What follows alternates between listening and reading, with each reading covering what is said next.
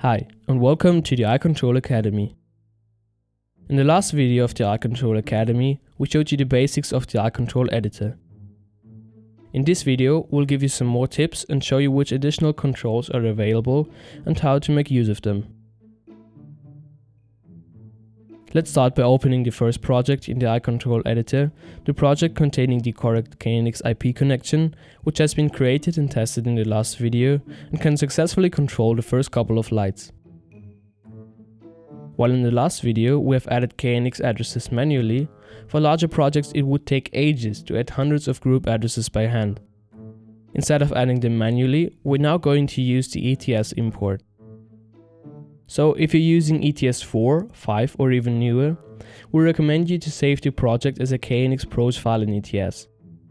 If you wonder why, that's simply because this type of file also contains data point type information, which will make things a lot easier for you later on.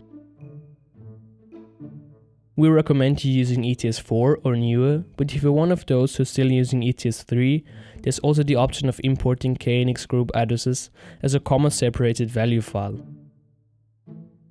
We now select the KNX Pros file and this window will pop up, in which you can select all the group addresses we want to import. By the way, you can always import new group addresses even when you're already done setting up your profile. So if a project grows, you can easily add more and more group addresses without losing your old work. Here you have to combine read and write addresses.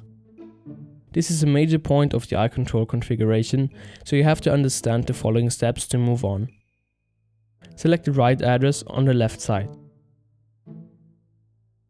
If there's a corresponding read address, select it on the right side.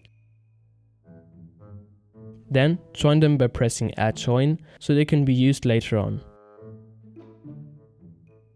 There are also group addresses without a partner. For example, the central function all lights first floor is only writable and doesn't have a status feedback.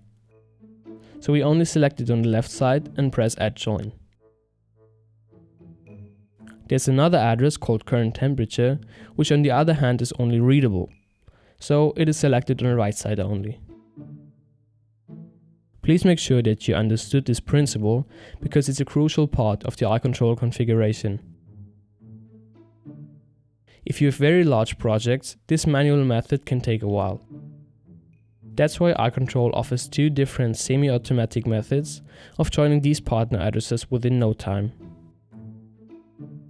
If you're doing larger or even multiple KNX projects, please make sure to learn how to use the methods join using address pattern and join using name pattern. We've documented them on our blog, but I want to keep this lesson very simple, so we won't jump into this topic right now. After importing, adding and joining the group addresses from ETS, we have plenty of new addresses which now can be used to create new control elements.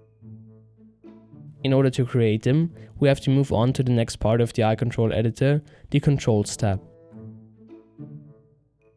Before we proceed, let's sum up the characteristics of a switch, which is typically used to turn lights, ventilators or similar stuff on or off.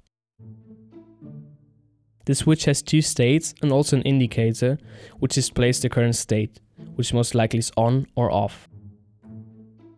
Now let's create the button. In contrast to the switch, the standard button sends out a single command and doesn't have an indicator. It is used for actions where you don't need to display the state. Buttons are mainly used for activation of central functions and scenes like to turn off all lights. As in other controls, you first have to select the address, central all lights first floor in my case, then put in the value which should be sent out. Depending on the address type, the value can be 0 or 1 for 1-bit types, or for example 0 to 255 for the 8-bit unsigned address type. In our case, we'll put in 0 and give the button the name Turn Off All Lights and confirm the creation. Sometimes we prefer or even need graphical buttons instead of text buttons. In this case, media buttons really come in handy. Media buttons are exactly the same as normal buttons and simply show an icon instead of a text label. As with other control elements, we now select the desired group address. Then we have to set the value to 0 and can choose the icon.